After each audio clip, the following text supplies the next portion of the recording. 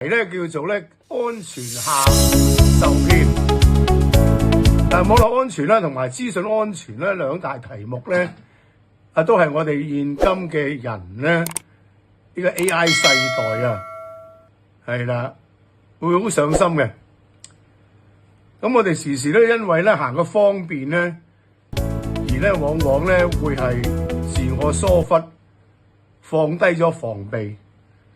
由於係咁咧，就會引致到事後嘅好大嘅損失，包括係金錢同埋私隱方面。